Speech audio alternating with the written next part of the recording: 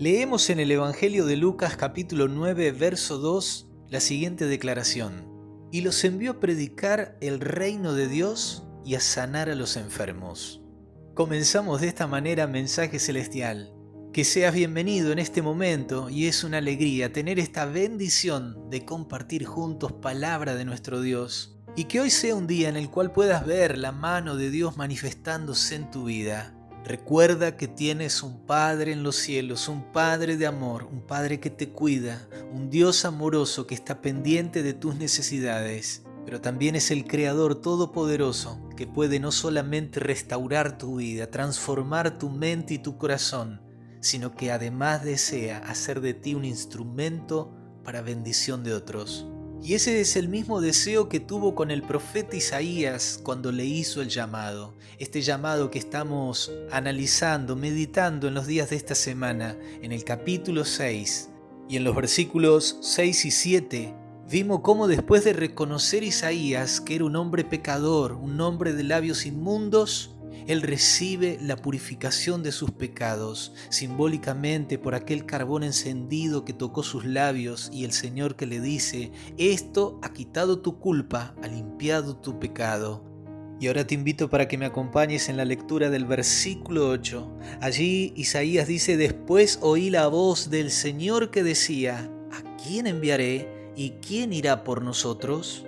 En esta primera parte del texto bíblico empieza con la palabra después. Después oí la voz del Señor, pero ese después tiene una implicancia relevante, porque lo que va a continuación del después es el llamado de Dios.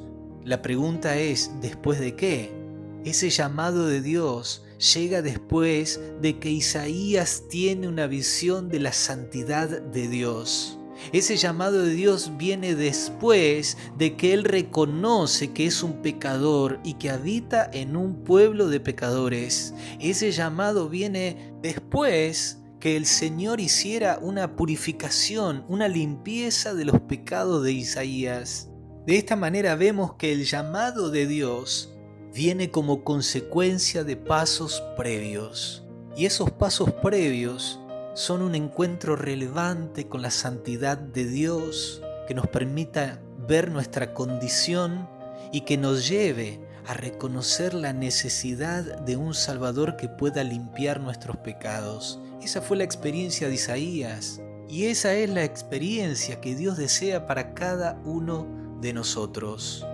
Un verdadero encuentro con el Señor nos habilitará para poder ser enviados a cumplir la misión, ya que necesitamos escuchar el llamado de Dios.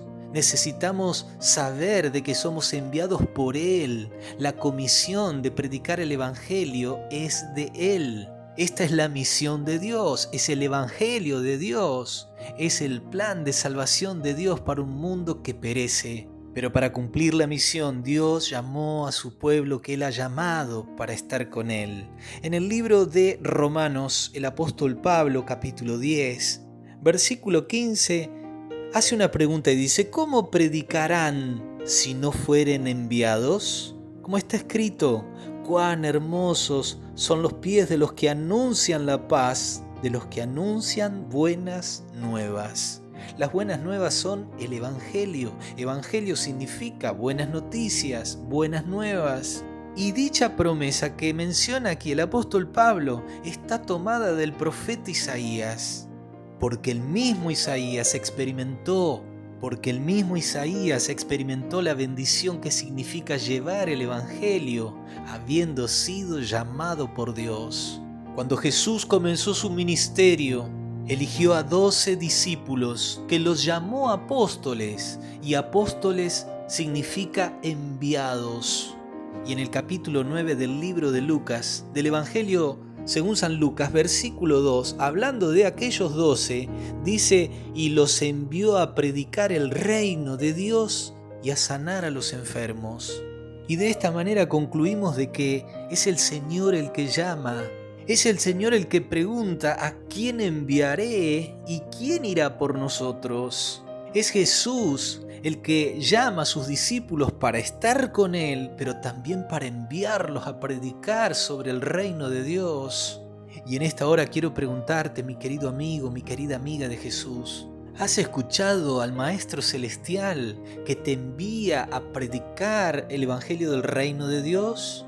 Claramente Él no te va a forzar, no te va a obligar, pero sí te va a hacer un llamado, y ese llamado es imperativo. Porque Jesús dijo, por tanto, id y haced discípulos a todas las naciones, no es opcional.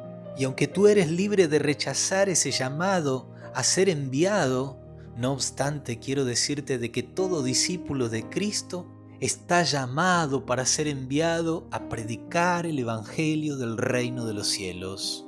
Es mi deseo y oración, y es el anhelo de Dios, que tú te puedas sentir como uno de aquellos que Dios envía para hablar de su eterno amor.